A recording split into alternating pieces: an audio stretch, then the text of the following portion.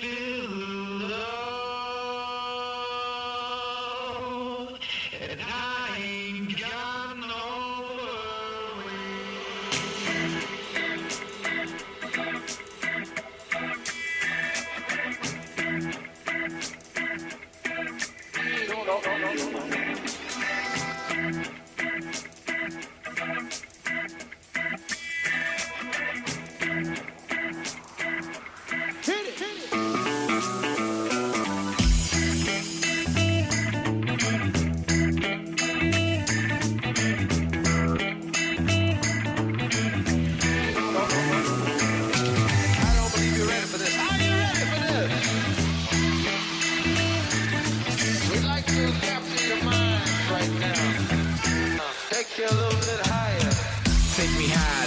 I got the fire flow. Shorty getting down, going up the fire pole. Radical in the mitten where we mad cold. I got the bullfrog flow. You a tadpole. Feel the love, feel the rush, feel the buzz. Welcome to someone's favorite movie. I'm coming to you from the Pod Shack outside beautiful Flint, Michigan, USA. My name is Randy, and with me is my somewhat regular co-host. His name is Tomko. Give a bow. Hey, how are you doing tonight, sir? I am doing fantastic. If I was any better, I would be Eddie Vedder. You're fantastic. You're not festive, full of joy, goodwill toward all. What the hell's wrong with you, sir? I work in retail. That's... Oh, okay. Yeah, I get it. I totally get it now. Enough said, in the words of the immortal Yes. Stan Lee. Enough said. Excelsior. True believer. Boy, do we have an episode for you guys this week here, this time. Oh, do we? I don't know if I should say this week or something, because these are coming out at a feverish pace, these someone's favorite movie episodes. But this week we've got a horror classic, a prototype of the slasher, if you will. It's a little movie called Black Christmas. Now, Randy, had you seen this movie prior to you recommending it to me? I had not seen it before. Yeah, same here. I knew of it by reputation only. Yes, by reputation only. That's how I knew of it too. And I was eager to check it out. And what I got was not what I expected. And whether that means a good thing or a bad thing, well, dun dun dun. Listen to this episode, you'll find out. First, we're going to do something a little bit new because this is a podcast that's in its infancy, so we might be adding and subtracting some things. Here's a new segment I'd like to call Someone's Favorite Term. This has to do with the movie industry. We're going to teach the people some stuff. I mean, I wouldn't want them to listen to this and not come away with some knowledge to take to the trivia night at the bar. You know, you might win your table and get a kiss from some gal that was real happy that you helped her win. You know, I am always happy to spread knowledge. Knowledge is power, sir. And kisses too, right? Kisses is, that's what I'm missing. Excellent. Well, this will help you win trivia night, Tomko, and maybe old Mrs. Tomko will snuggle up to you under that mistletoe. She will swoon. I lay this knowledge on her. Absolutely. Term of the week is carsploitation. Are you familiar with this? Carsploitation? Is this like the genre of Fast and the Furious type movie, or? I suppose Fast and Furious would fit in there. Carsploitation films feature scenes of cars racing and crashing. They were produced mainly in the United States and Australia. Did you even know this was a genre? I didn't, but that's one of those words where if it hadn't already been invented, someone would have needed to. Exactly. Examples of the carsploitation genre include The Cars That Ate Paris. Oh my God, that sounds amazing. Doesn't it, though? Dirty Mary, Crazy Larry, Gone in 60 Seconds, which was a 1974 movie, believe it or not. Death Race 2000, Race with the Devil, Mad Max, Dead End Drive-In, and more modern examples, Baby Driver, which was pretty good. Did you see that? Oh, yeah, that's a phenomenal movie. Phenomenal. And Death Proof. What do you think of Death Proof? Death Proof, it took a while to grow on me. I actually watched it not too long ago, and I still hate the dialogue, but it's, bar none, one of the greatest chase scenes I've ever watched. Mm-hmm. I agree. I think it's pretty damn great. Some people prefer that Planet Terror better, but not I. Now, did you actually get a chance to see Grindhouse at the theater? No, I really wanted to, but I did not get that chance. I'm not. Was it even playing around in these parts? Yeah, it was playing just down the road at my local Cinemaplex, and I had a chance to watch it with the great HAB. Oh. Uh, yeah, he absolutely hated Death Proof when we walked out. uh, well, I can see how you might. It is a bit different, that Death Proof. Oh yeah, The car, as I remember reading Tarantino describing it as a slasher movie where the car was the weapon, is how he described it. I'd say that's a fairly appropriate and accurate description. Yes, sir. Yeah. When you view it through that lens, and I think I did. I think I read that interview first before I saw it. Viewed through that lens, it's kind of interesting watch. Yeah. Well, I mean, it's worth it for Kurt Russell's performance alone. I mean, if you don't get anything else out of that movie, Kurt Russell's fucking awesome. I mean, Kurt Russell owns the screen at all times. Well, with the head of hair like that, you can't help but, just command every scene you're in. I mean, some men get all the looks and all the lucks and all the locks too. It's That unfortunate. lucky son of a bitch. I know. He's full of L's, that guy. Except for losses. Nice. In the meantime, I want to know what our win-loss record is, Tomko. I want to know, in our next segment, what did Mrs. Tomko think of Black Christmas? Did she watch it with you? She was in the room, but she was watching television on her iPad. Oh, so we don't get an accurate assessment here this time. No, she didn't even give this a chance. But I told her, hey, you like horror movies, you might want to check this out. So I might try to, sometime between now and New Year's, I'm hoping to sit her down and watch it. Perfect. Let's get into it. Black Christmas. It initially had a different title in the U.S. because Warner Brothers thought audience might think that it was a blaxploitation movie. That's great. That's great and amazing and awesome. For those that don't know, blaxploitation, similar to carsploitation, except aimed at a African American or black audience. Examples of this include Dolomite, which is very popular right now due to the docudrama or whatever biopic on Netflix right now. Dolomite Is My Name, starring Eddie Murphy, which I've heard good things about. Yes. You haven't had a chance to watch it, but that's just because I haven't been in a rush to watch an Eddie Murphy movie in over 20 years. Fair enough. Other popular blaxploitation movies: Shaft, Blackula, I don't know, The Human Tornado, Foxy Brown. Oh, Foxy Brown. Let me tell you something about that Pam Grier. Hey, girl, hey. Yes. That's all I need to tell you about that. Warner Brothers thought, hey, Black Christmas might be a blaxploitation movie. Hilarious. When it premiered on television, it was titled Stranger in the House, which is an awful name. And during that week, unfortunately, 2 co-eds were murdered on the campus of Florida State University. So I believe it was even the governor petitioned the network to cancel the showing in Florida due to these slayings. And they were committed by none other than Ted Bundy. So that's creepy. Sexy Ted. Yeah. And it's kind of eerie, too, considering that it happened on the campus in a sorority house and based on the movie we're about to talk about.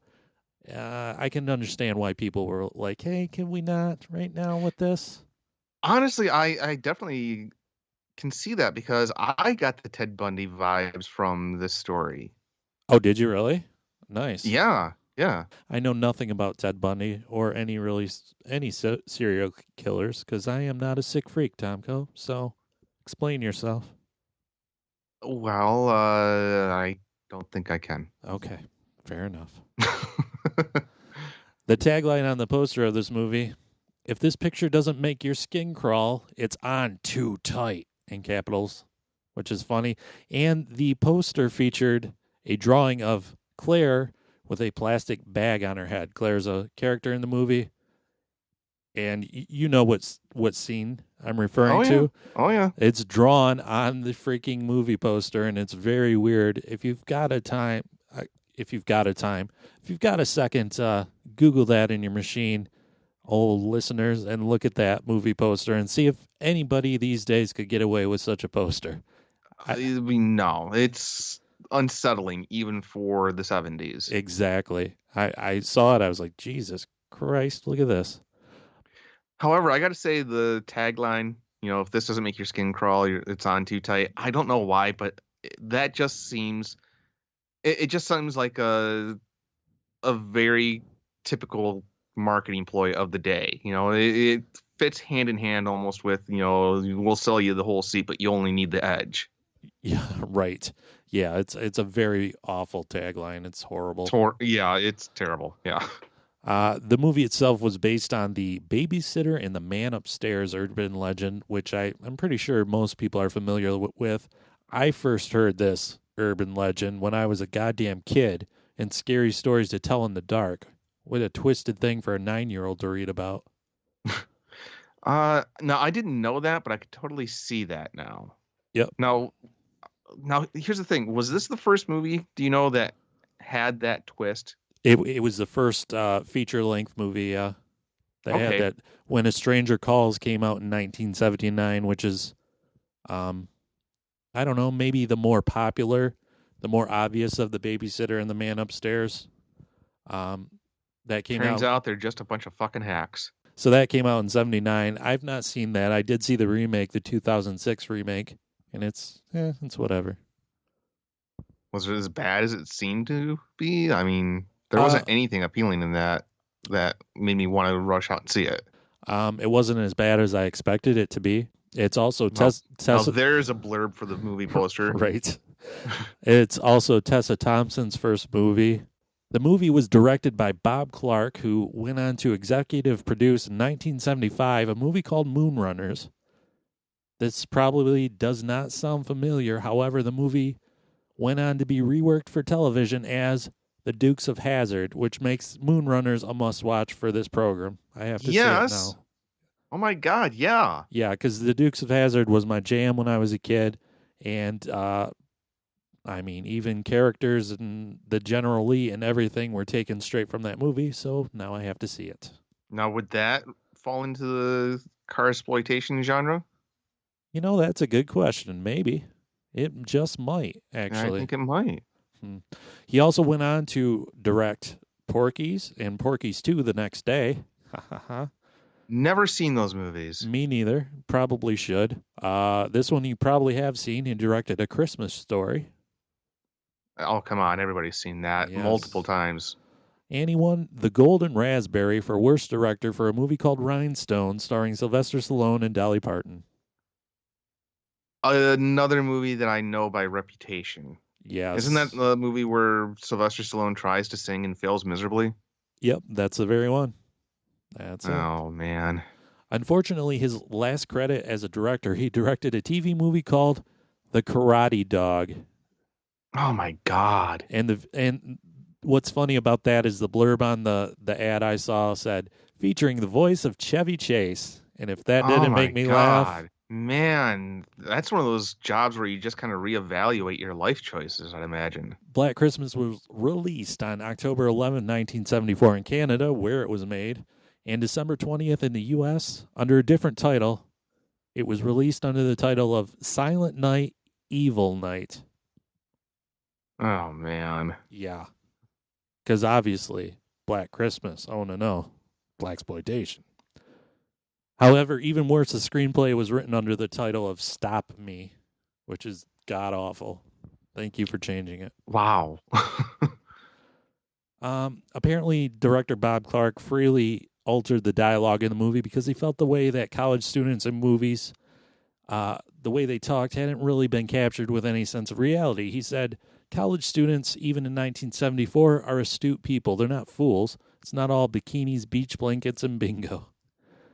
I mean, mostly. Yeah, mostly. I mean, I can't tell you how many times in college I was talking about that bingo.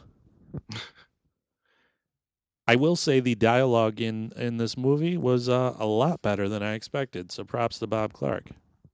Yeah, I mean, that's going to be a common theme for me. A lot better than I expected. Yeah, me too. A lot of a lot of foreshadowing here, but me too. It was overall a lot better than I expected.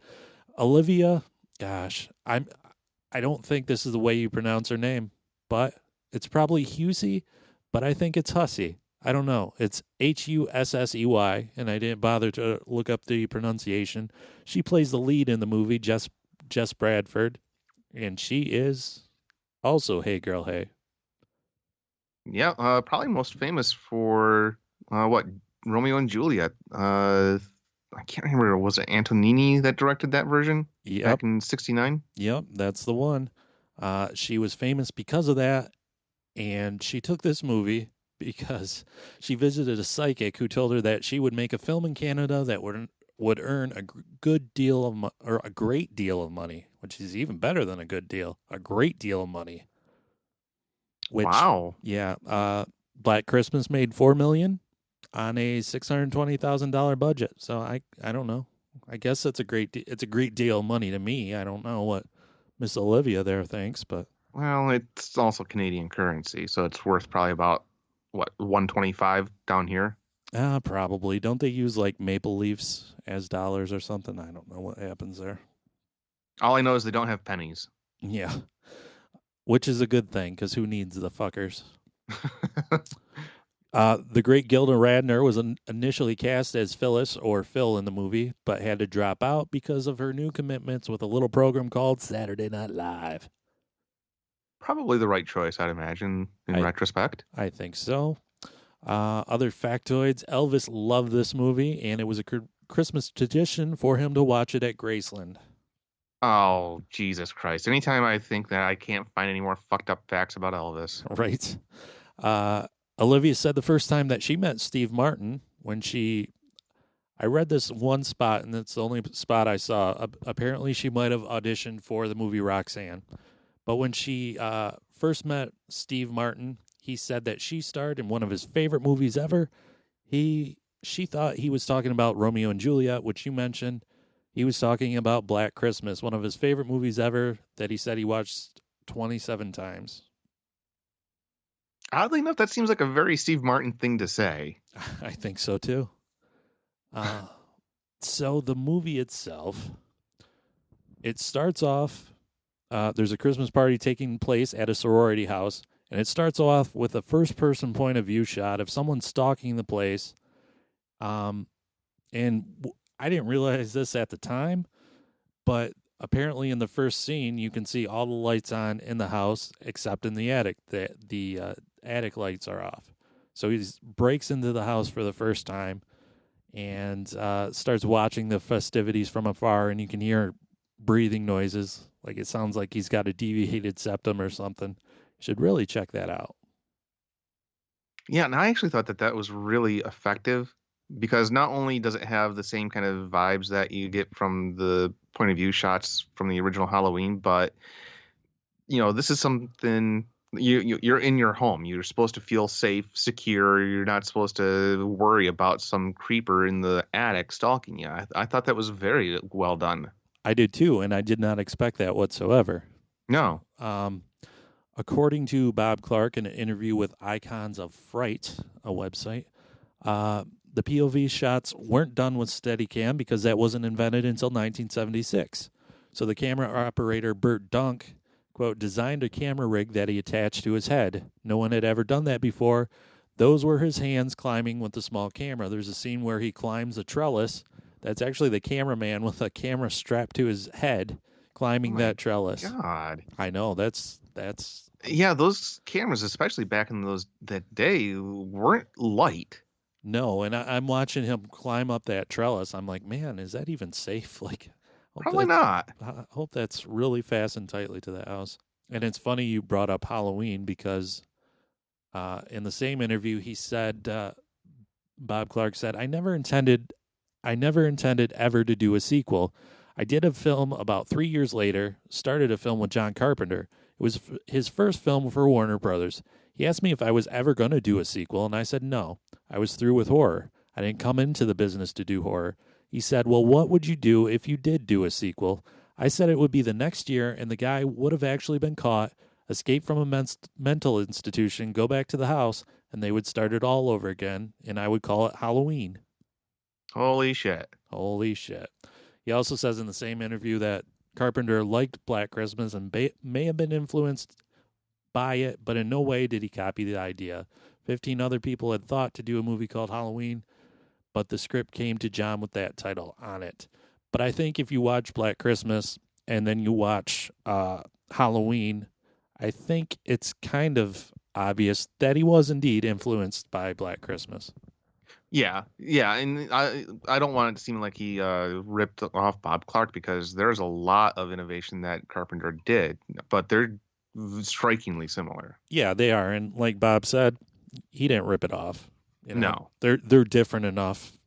I mean, just based on the I don't know what you call him, Michael Myers, the protagonist. I mean, he's not, but he's like the main character, really. I guess you could say that. I always kind of pictured Laurie as the main character. Kind of, but in retrospect, when you look at the series as a whole, obviously, the series, yes, absolutely. Anyways, I don't know. I thought that was an interesting factoid. That is. The POV shots are, like you said, are very effective though. Very creepy, especially the way they're done with the shallow breathing sounds. And the fact that you can just see his hands, and that will be a thing that continues all throughout the movie. You just see his hands, especially when he's about to kill somebody. You see his hands on the weapon, but we'll get there. So during the party, a phone call was made, and apparently the sorority house has been getting these for a while. And what do they call him? The moaner or the groaner or something like that? Something like that. So apparently it's been going on for a while. I think they call him the moaner, yeah. And they pick up the phone, and it's a man making weird groans and kind of giggling and then making incomprehensible noises. And then he starts giggling and grunting like a pig and saying things like, "Let me lick it." He drops the C word a couple times, which had to have been scandalous for that. Oh, yeah. Yeah. Back in 1974, I'm sure that pearls were clutched nationwide in the Great White North. Yes. When he said, "Let me lick it," though, it kind of sounds like the phone voice you hear from the Ghostface Killers in Scream. It reminded me of that quite a bit, and I'm wondering, Wes Craven had to have seen this movie. I mean, oh, of course. I'm sure it had to have influenced that on some level, because they were too similar not to. I don't know. Maybe it was a good Well, I mean, he, borrowed from so many movies. It would only make sense that he would, be influenced by this movie as well for that project. Yeah. And the final thing he says is, "I'm going to kill you," before he hangs up on Barb, played by Margot Kidder, who is definitely a spark plug in this movie. Like, all the qualities that would make her an excellent Lois Lane 4 years later are on display here. Yeah, she was definitely a standout, and what actually surprisingly was a phenomenal cast. Yeah, I mean, you go into a movie like this based on what you think in your head it's going to be, and when you see the actual performances, it kind of blows you away. Olivia's performance as Jess, she's like almost, I don't know, too actorly to be in this movie, I thought. Yeah, I don't want to say she was too good for it, but you could tell that she was used to different productions. Yeah, you could tell that Romeo and Juliet was her big break, just the way she enunciated words and things like that. But I felt like she was a good, quote, final girl for this movie. She had that innocent look about her. I thought it was effective. Mm-hmm. But apparently, the phone calls were a bunch of different people in the crew that would make noises and giggle. One of the guys, Nick Mancuso, would stand on his head during the recording sessions for the phone call, kind of compress his abdomen, and that's how the sounds and the voices came out all different. And I will say they're pretty disconcerting. Well, yeah, I mean, that initial phone call, I don't know why, but I found the most disturbing thing where he just kind of, at the very end, calmly, matter-of-factly, and clearly says, I'm going to kill you. Yeah. Yeah, after all that ridiculousness, he's like, I'm going to kill you, and then hangs up. Y- You're like, oh, shit. Yeah, yeah, that was just very, very creepy. So during the party, Claire wanders off to pack her bags or something because her dad's coming into town. And he immediately kills her, puts the bag over her head, and ties her to a rocking chair and retreats back into the attic. Somehow he ends up with her corpse in the rocking chair in the attic. I don't know how that happened. Maybe I missed that part. I kind of got the impression that he was just kind of collecting the girls, or at least a couple of them. Yeah, was the rocking chair already in the attic? It must have been. It must have He been, must have yeah. carried the body up there. So he puts a plastic bag over her face. She suffocates. Her mouth is wide open as a scream. Her eyes are wide open. Holy shit! It's very creepy. Very unsettling image, yes. The person that played Claire actually said that she had to hold her breath during those scenes. That was, I mean, obviously they didn't have the types of special effects we do now. That was actually her with the plastic bag over her head, eyes wide open, mouth wide open. She said she was a good swimmer and could hold her breath for long periods of time, so it really helped her out in those scenes, which, yeah, no shit. God, just imagine how hot that would be, especially with all the lights that you would need in order to shoot that film. Oh, it'd be awful. God. So awful. And again, that's the iconic shot they chose to put on the poster for Better or Worse in the 70s. And I saw a few different versions of it, and quite a few of them, that's the main image, is her with the bag over her head. Well, it's definitely an attention getter. I mean, Yeah. from a marketing standpoint, I don't want to say it's a great idea, but it's definitely, that'll make you at least wonder what that movie's about. Yeah, it'll get you talking for sure. I can't imagine many movie theaters in the country like displaying it proudly in their lobby, but I don't know. Maybe they did. What do I know? Then again, they showed like Deep Throat and stuff in regular movie theaters, so maybe they did. Yeah, the 1970s were a weird time, I guess. I guess so. During the party, Jess's boyfriend calls, and Jess says that they need to talk in person, and Peter, the boyfriend, ends the call by saying, I love you, and she pulls the old Han Solo and says, I know, and that was it. That's never a good sign. You don't tell... One little bit of trivia that I did manage to dig up. Do you know who it was that played her boyfriend? I read and I forgot. Yeah, go ahead. I can't remember the actor's name, but it was the same person that played Dave in 2001. Yeah, that's Space right. Odyssey. Yeah. Which, I mean, he looked a lot older than he should have been. There's no way that guy was college age. No, not at all. Yeah, everyone else you can buy, he looked like he was 45. Exactly, yeah. Although he did bitch and moan about how he was tired of sitting in piano halls and conservatories for 8 straight years. I'm like, God damn, dude. So maybe he was 45. Meanwhile, we cut to the headmistress who has booze hidden throughout the entire house, like in hollowed out books, backs of toilets, whatever. I was highly entertained by her. Yeah. I mean, and that was a good bit of comic relief. Also, had an unusual appearance. I'll admit that she kind of looked like Rod Steiger dressed as the Penguin. And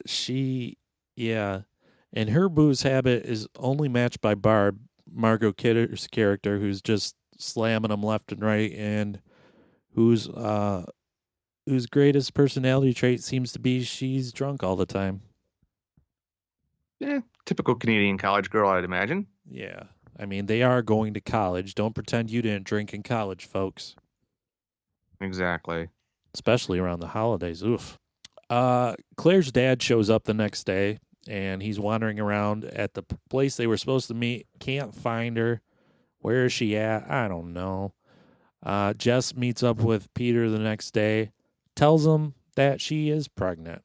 And also, she's decided to have an abortion. But Peter wants to keep it, though, because he wants to have a baby with her. That was... Yeah, kind of... I don't know. I don't think he read the book How to Influence People and Win Friends. Probably not. He was kind of a douche about it. Kind of a surprising subplot, I thought. Kind of also controversial. Yeah. Topical. I didn't expect such like nuance in the characters, because that's the one thing that I did notice. Like, the characters were actually not, for the most part, not disposable like archetypes of characters. They actually had personalities and goals and opinions and stuff, which was very, very refreshing, especially for a slasher movie. Though, can you really call this a slasher movie just because it happened to be... It inspired a lot of slasher movies, but when I hear slasher movie, I think cheap, poorly made, just fodder that you push out in order to make a quick profit. I don't know if I would even really call this a slasher movie. Maybe not. It's more of a thriller, isn't it?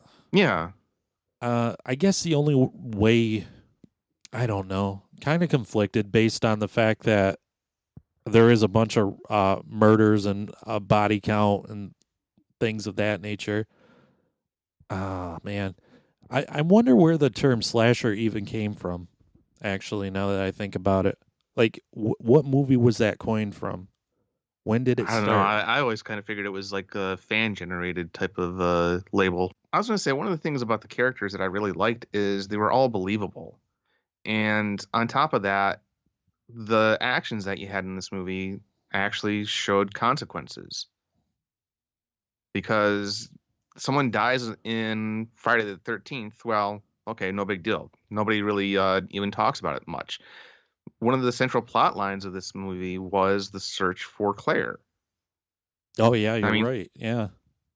I mean, in some of it, I thought was borderline comical with the makeshift search parties going door to door, brandishing weapons in people's faces, saying, "Don't worry, ma'am, you're safe." Yeah, that was comical and kind of, I don't know, it kind of felt out of place a little bit. I kind of figured it was just to maybe relieve the tension, which in a movie like that, I don't know if you want to relieve the tension necessarily. Yeah, so Peter kind of throws a bitch fit because he wants what he wants, and just obviously wants something else. I don't necessarily blame her, because this Peter guy seems like a real stiff. Kind of a clingy dickhole, if you ask me. Yep. We cut to another scene where the sorority house is teaming up with the frat house or something, and they're throwing a kids party with Santa, and Barb is feeding beer to kids at the Santa party, which is great. And I just loved the huge fro that chubby guy with the bushy mustache and huge glasses had. I love that this is dated in a way that, I don't want to make it sound like it's a time capsule sort of thing, but it's just like a nice little window in what life was like in 1974 Canada. Yeah, absolutely. I don't know who that man is, and I'm not going to look it up, but that dude is pure 70s. That's his new name. Yes, he should have had his own movie, Bob Clark. Yeah, Bob Clark. If you only had some vision, you would have made a movie called Pure 70s, and that man would have been in it. Yes. Mm-hmm. At some point, Jess answers the phone again when it rings, because that's what you do when the phone rings. There's no answer machines. You got to see who's on the line. And again, it's a bunch of weird voices, but this time you hear something like, "Where did you put Agnes, Billy?" All right, now, you know what? I would say that was one of the main complaints I had about this. I had a hard time understanding what was being said on the other end of the phone. Uh-huh. I mean, maybe it's just me. Maybe I'm getting old and my hearing's not what it used to be, but it was just too damn garbled a lot of times.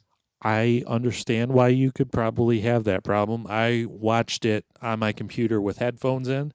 That's probably why I was able to understand. If you're watching on a TV, though, I doubt it. I doubt you could hear what he was actually saying. Is that are they trying to convey his origin story through these calls? I think so. I think that was at least to establish some sort of backstory, maybe some sort of motivation. However, spoiler, you never see the killer really, other than one scene. You see him in deep, dark shadows.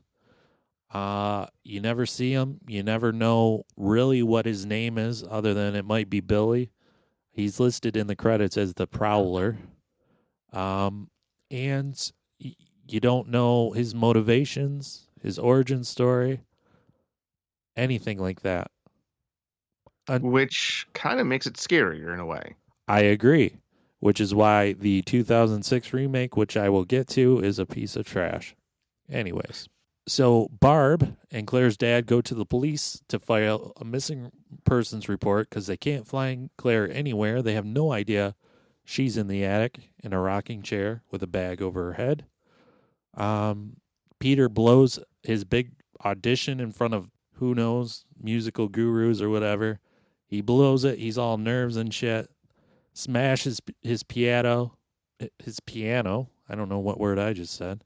Smashes his piano like a little bitch fit because, man, nothing's just going his way these days. We've all been there. Claire's dad and lesser friends to help had a search party to look for Claire, and also a 13-year-old named Janice who had went missing after walking through a park, which was just randomly thrown in there for some reason. They find the missing girl, but they don't show what happened to her, which I think makes it even worse, really. Yeah, it's one of those, you don't show the monster because it can never be scarier than what the audience thinks of on their own type of deals. Mm-hmm. That's the other thing about this movie. It's not really that gory. Most of the kills happen, they cut away from the actual violence, other than very, very little blood actually. Yep.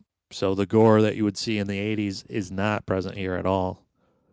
I mean, nor was the gratuitous nudity. There was no nudity whatsoever. Highly disappointed in that, sir. I know. I'm sorry. You wanted some of that great 70s Bush, but this did not provide that at all. Actually, I was a little bit shocked by that too. I was expecting a lot sleazier movie than what I got. Yeah. Well, with the title like Black Christmas, you kind of walk into it, and then you throw that poster onto it. It's like, okay, this is going to be just down and grimy, and not really. No, it's actually a well put together, engrossing story with good characters and a decent plot and great actors. And yeah, I was highly satisfied. Meanwhile, the headmistress is looking for a missing cat, Claude, shouts his name approximately 245 times in a 2-minute span, looking for this damn cat. Like, I would never wish ill will to anyone in real life, but fictional characters, completely different story. I wanted to see that lady die just because she said Claude 1,000,000 times, and I was tired of it. Well, and she ruined a perfectly good set of encyclopedias, too. Yeah, I mean, you'll never recover that letter B anymore. You Never. No. B for booze. So she goes to the attic because that's where the cat's meowing because it's licking the plastic bag over the head of Claire, presumably because cats are evil and it wants to eat the corpse. She goes in the attic and gets a hook to the eye, her head or something. Yeah, that just kind of came out of nowhere. It actually looked almost like a pulley. It's like, why do you have a pulley set up in your attic? Yeah, it was like a pulley system with like a grappling hook, like a tow chain hook on the end of it. Yeah. And it was just hanging there. I'm like, why is that there? Don't know. But now it was in her head. So they're still looking for Claire. They have no idea what's going on. The 13-year-old they found dead. Everyone's kind of on edge. And there was also, you forgot to mention, I guess, the town person lady had been raped a couple weeks prior to the start of all of this. So the town is definitely on edge. Really? I missed that part. Yes. Yeah. Huh. And I would almost say that would be a different person, though, because he doesn't really, that we see, do anything sexual to the... The calls were fairly sexual in nature to start out with. Oh, that's true. I guess you're right. I guess I'm wrong. That's a good point.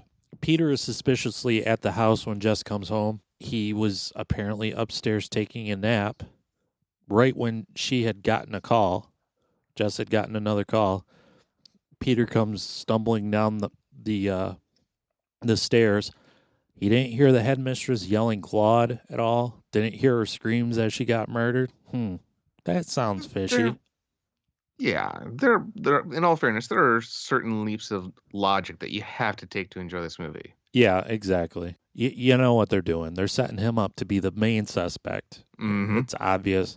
And I wasn't buying it. I'm like, this guy's too much of a doofus to even whatever. He announces to Jess that he's leaving the conservatory because he's sick of spending all his last 8 years in one room. Apparently that's not helped him whatsoever because he still sucks at the piano because he bombed his recital. So, yeah, maybe you should throw in the towel, son. Boy, Mom and Dad, you got to be happy with how that tuition turned out. Yeah, you got a 45-year-old college student with those sideburns and that haircut. Not only that, but his exact quote was, "I'm quitting the conservatory and we're getting married." And Jess's look, kind of a Neanderthal in that regard. Yeah, the look on her face is one of an actual what the fuck. She's like, what? Nah. She says that he can't expect her to give up on all her goals and ambitions just because he's quitting his dreams. And I'm like, oh snap. These women actually have like a voice in these movies. That's great. She flat out says, I don't want to marry you. And Peter's like, now let's talk about the baby. And she said, I'm getting an abortion. And Peter says, you selfish bitch. You're talking about getting rid of a baby like getting a wart removed, and smashes a Christmas bulb. And then he vows that Jess is going to be very, very sorry if she gets that abortion. That's how you woo a lady. If she wasn't sold before, she certainly is now. Yeah. What better way to make a woman want to marry you than by saying you'll be sorry? Yeah. And comparing a baby to a wart, that's pretty nice too. The cops show up to put a tap on the phone after Jess finally calls the police station to complain about the groaner. She said that she thought it was a call from a woman. Meanwhile, Peter, once he stormed out of the house, he's been lurking around in the shadows the whole time outside of the house. Like, what are you doing, you creep? Seriously, how does he think this is okay? I can understand being heartbroken, frustrated at your prospects as a musician, worried that you're going to, lose a baby that you didn't know about 5 minutes ago. But come on, dude. Yeah. Yeah. She clearly wants nothing to do. She wants to move on with her life, and you're being a stage 5 clinger. You need to knock it off, dude. Yes. And after we see Peter lurking in the shadows outside, we cut to a scene where the killer is rocking the dead Claire in the rocking chair, and he put a weird doll in her arms like a baby, which was just creepy as all shit. I was going to say, that's probably the most disturbing shot in the entire movie right there. Yeah, because you've got Claire's still wide open eyes and her mouth in a silent scream, and the baby and rocking back and forth. You see his hand pushing her. Ugh. Yeah, that was very, very disturbing.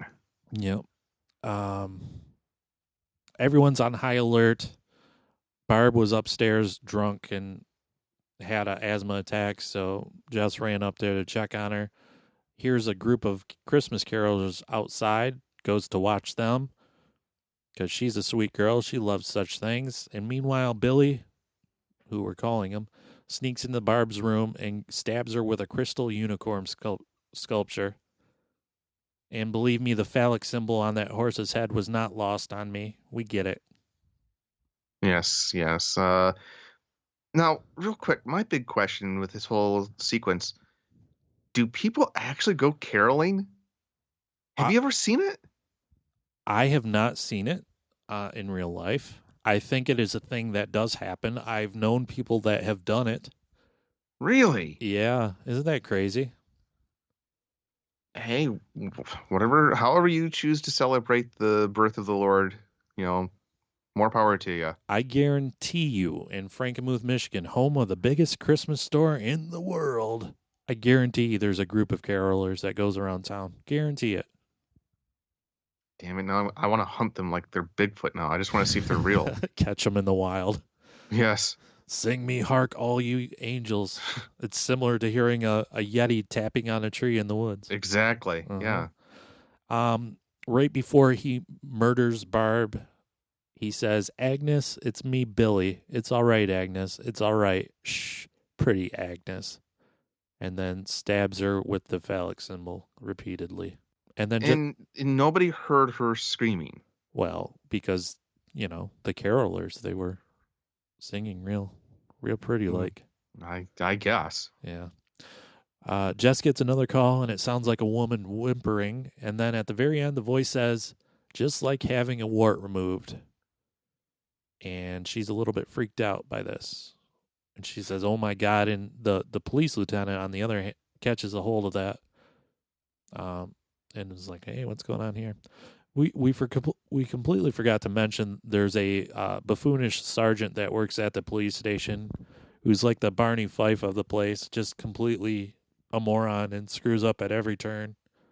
Has no idea. A grown man who doesn't know what fellatio is. Yes. Barb had been in the police station earlier in the movie and gave him her number, and fellatio was written on it, and he had no idea what it was. And they were cracking up at him. And he goes, oh, what is it? I bet it's dirty. Is that dirty? He had no clue. I mean, you need to get hip to the ways of the world, sir. You don't want to be a 43-year-old virgin. Especially in the middle of a goddamn sexual revolution like the 1970s. Yeah, just refer back to the Wicker Man that we covered. Yeah, you don't want to be a 43-year-old virgin. You'll get sacrificed, all right? So get on that. I thought it was interesting, too, in these scenes. They actually show how they tap and trace a phone call back then, which I found was very interesting.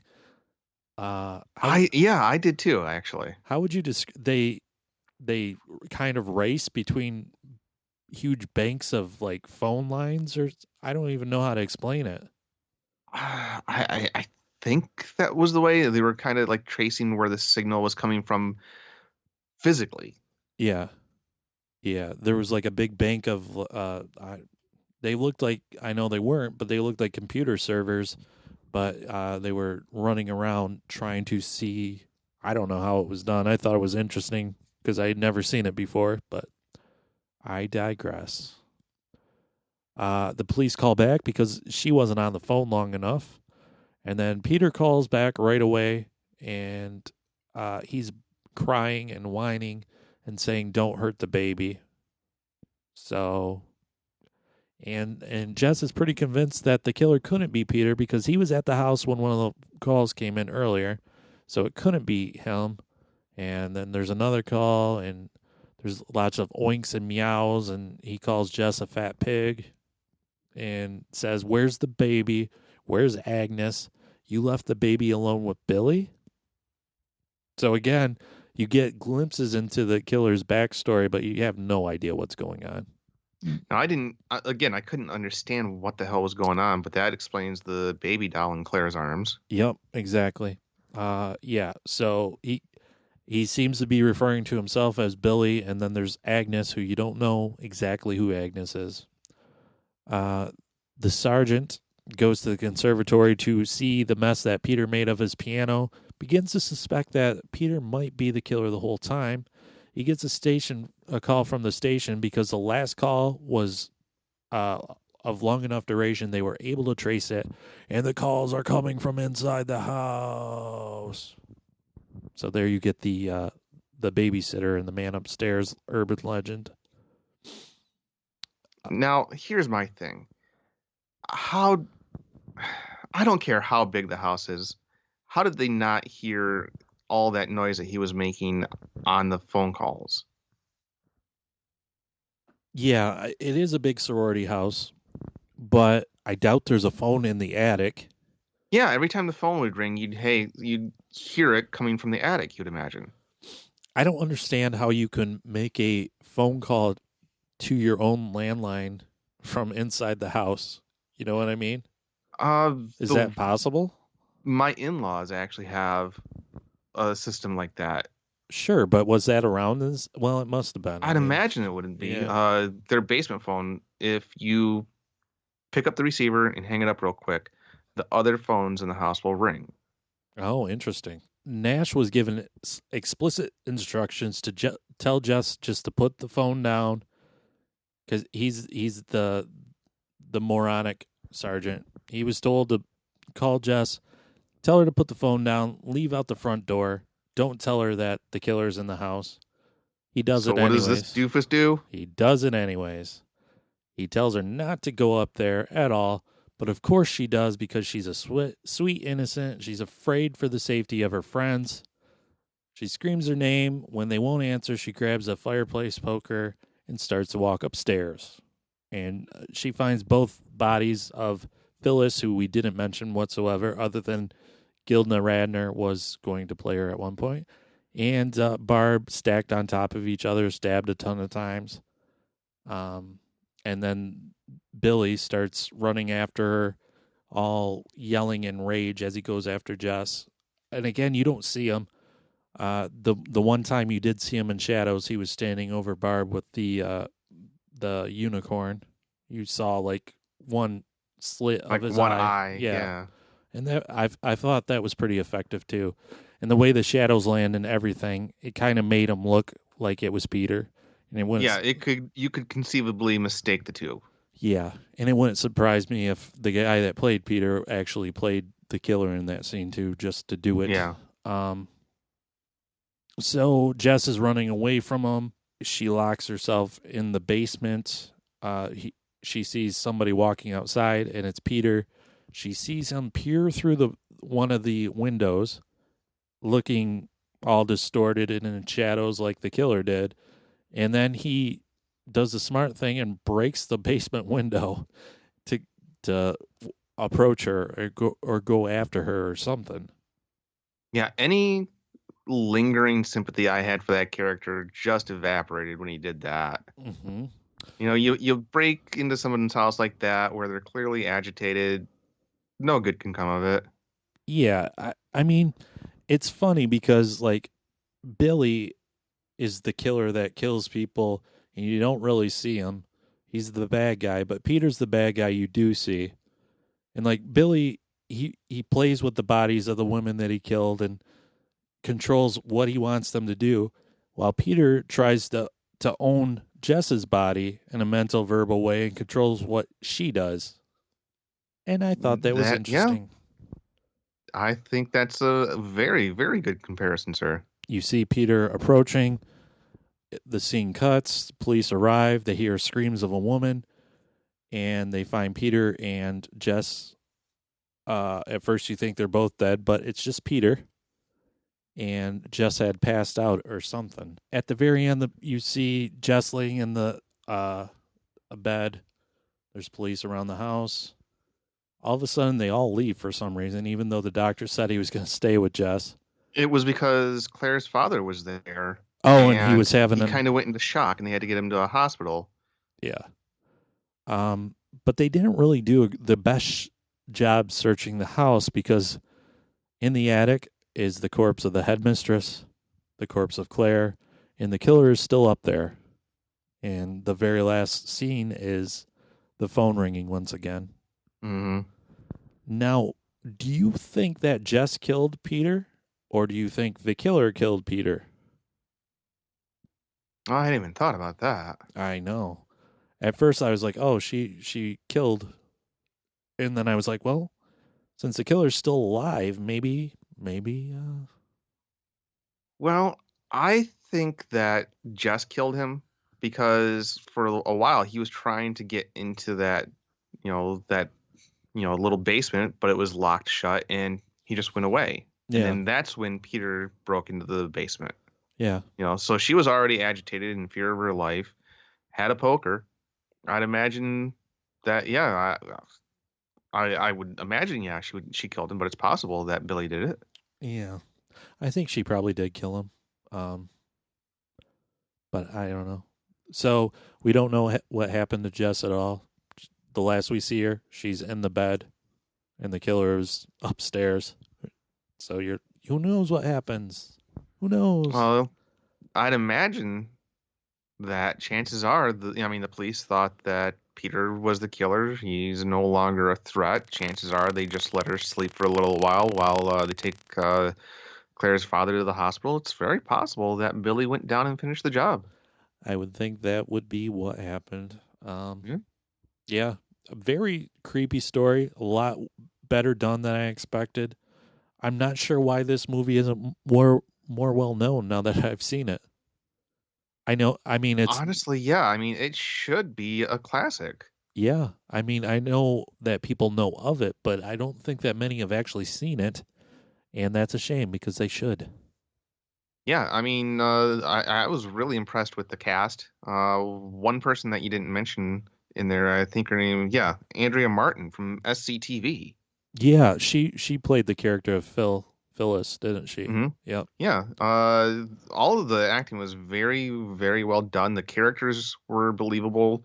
I thought it was really interesting when Margot Kidder's character, you could tell, was just racked with guilt for some reason over Claire's disappearance. Yeah. I just thought it was a very, very well-made movie, and it's kind of a shame that Bob Clark had no more desire to go back to horror because he was pretty damn good at it. Yeah, I agree. It's a shame he thought he was, I don't know. He didn't go in, like he said, he didn't come into the business to do horror. Who knows what his aspirations were. I think in that same interview he said that he had the best time making Porky's, so maybe he should have made more comedies. I don't know. Yeah. So I mentioned it earlier. I did fall on my own sword once again, as I did with The Wicker Man. I watched the inferior remake, which came out in 2006 as Black Xmas. Yeah, that's right, Black Xmas. It was released by Dimension, which That's not a good sign usually. Yeah, if you don't know, Dimension was to horror in the mid-90s and early 2000s what Blumhouse is to horror now. Which, by the way, Blumhouse is releasing their own version of Black Christmas. Oh, good Lord. Yes, we'll get to that too. So Black Christmas is completely Screamified. You take what they did in Scream and they're like, let's do it again right here, but with less wit and charismatic leads and see what happens. Does the entire cast look like they belong in an Abercrombie catalog? Oh, absolutely. They're all the prettiest people. Their eyebrows are perfect. The main character is Katie Cassidy, again from Arrow. She plays a girl named Kelly, and Michelle Trachtenberg is in it, and Mary Elizabeth Weinsted's in it, and some other randoms that I don't really know, but they were all pretty, and So the thing they decided to do in this one, instead of making it a thriller, they decided to make it a gory, disgusting. This was the grimy, disgusting movie I expected to see when I watched Black Christmas. Instead, it was here in 2006 without any nuance or any sort of, I don't know, care to the material. So they decided to give and show the entire backstory of Billy. I can already imagine it's nowhere near as interesting an approach as what they did in the original. Not at all. So Billy, when the movie first opens up, he's in an insane asylum for killing his family on Christmas. And you find, you find out he had been locked up in his attic by his mom. He ends up escaping from the, I can't even say it with a straight face, from the institution after killing a security guard with a sharpened candy cane to the neck. He licked the candy cane to a point and hid until the security guard opened the door, and then he stabbed him in the jugular with the candy cane. This is making Silent Night, Deadly Night look subtle by comparison. Exactly. He also has a weird backstory. For whatever reason, he was born with a rare liver disease that gave him yellow skin. He was jaundiced, basically, forever. So he's forever yellow for some reason. That yellow bastard. Exactly. That's immediately what I thought of. As the plot moves forward, it switches from the sorority house to flashbacks to Billy's life, which is great. So Billy was born to a mom that didn't like him and a dad that loved him a lot. The mom wanted nothing to do with him. The dad did everything for him. Mom didn't like him because he had that yellow skin, because he was different, of course. So after a few years, Billy turned, I think, 8 years old or something. Mom started sleeping around on Billy's dad, and then the boyfriend showed up one day, put a plastic bag over Billy's dad's head, so he suffocated, and he punched the shit out of the bag, which becomes, in this movie, Billy's go-to move, how he kills all the people. So the plastic bag makes another appearance. And indeed, he does put a plastic bag over a girl's head and puts her in a rocking chair as well. So, I mean, that's okay, right? Mom locks... So they basically made him a classic woman hater. They took a genre of film that's notorious for not being very enlightened and made it even less so. Exactly. Wow. But it gets even worse. So they lock Billy in the attic. Mom and the new boyfriend, instead of killing him, they lock him in the attic because they've got morals, apparently. One night, Mom's trying to rail the shit out of the old boyfriend there, and he's passed out drunk on the stairs. Can't get it up. He's whatever. So she, yes, this is what happens, goes upstairs to the attic, and guess what happens? Pulley to the face. Nope. She rapes Billy. Oh, Jesus Christ. Oh, that's not all. 9 months later, a baby is born. And yes, that Oh, baby's my- name is Agnes. Yes, it is. So you have the Billy and Agnes that were referenced in the original movie, now given a disgusting, horrible backstory. And of course, it turns out one of the sorority girls in the sorority house is Agnes. So Billy's sister/daughter is in the sorority house, and she helps him kill the sorority sisters because, of course. So like Scream, you have the two killers. Apparently, originally, the filmmakers wanted to end the movie with like a random phone call. That wasn't good enough for the Weinsteins. They wanted blood and doom. So Katie Cassidy pushes him off a stairwell or something, and he gets impaled on a fucking Christmas tree. Is it appropriate for me to be embarrassed for Katie Cassidy right now? Probably. But she didn't learn, because apparently there's a Black Christmas 2, which follows after this movie. And it also stars Willa Holland and Katie Lotz, also from Arrow. Wow. And Wow. this movie, God damn it, the killer in this movie is Edward, who was the secret son of, yes, Billy and Agnes.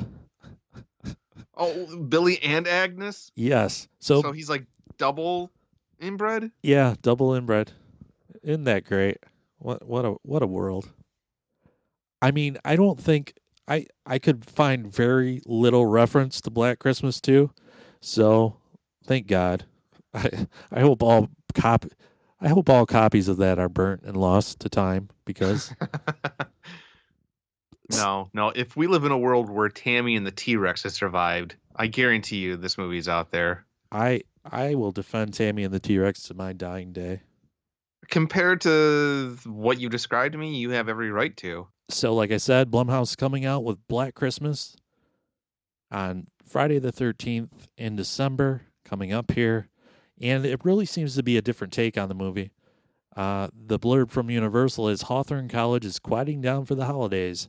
One by one, sorority girls on campus are being killed by an unknown stalker, but the killer is about to discover that this generation's young women aren't willing to become helpless victims as they mount a fight to the finish.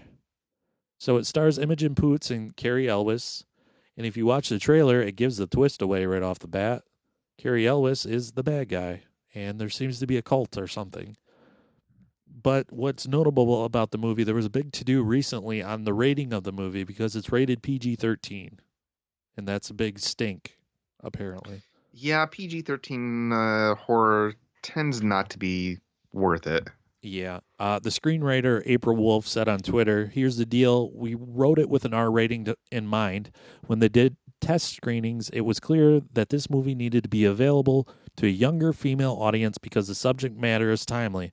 Also, I want to indoctrinate girls into horror. It doesn't make it any less vicious." Doesn't make it any better. Doesn't make it any better either. And you remember what I was telling you? My definition of a slasher film is just cheap, put out there for a quick profit, no real care given to the craft of actually making a film. That's what this seems. Both of these remakes seem to be. Yeah. The director, Sophia Takal, I guess, told Entertainment Weekly, "My version of Black Christmas is about a group of women who are sorority sisters at a college who start to disappear one by one. The remaining sisters have to figure out why these women are disappearing and who's responsible for it. And eventually, once they figure out who the bad guy is, they have to fight for survival. The original Black Christmas felt so contemporary and modern for the time. I wanted to make something that reflected our time right now. For me, it was about what does it feel like to be a woman in 2019. So I immediately know what every guy on every troll is going to say. Oh, this is the Me Too movie. Okay, cool. Yeah, that's what I say too. Whatever. I think.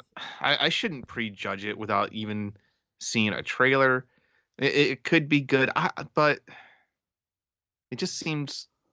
I don't know. They lost me with the PG-13. Yeah. Apparently there's a new Fangoria magazine. It's probably only online, but really, yeah, I need to check it out. Yeah. The new editor-in-chief, Phil Noble Jr., said on Twitter, "So now we have a gory Black Christmas, a trauma-inducing Black Christmas with Margot Kidder and the C word, and a Black Christmas to indoctrinate tweens into horror. Who loses?" Which is an interesting point of view. You got something for everyone now. And it's not like the original went away. Maybe a remake causes more people to see the original, which would be a good thing to do because I highly, highly recommend it. Yes. Yeah. It should be a classic. It really should be. Yeah, I agree with that. So, people, see the Black Christmas. Don't you agree? Yes.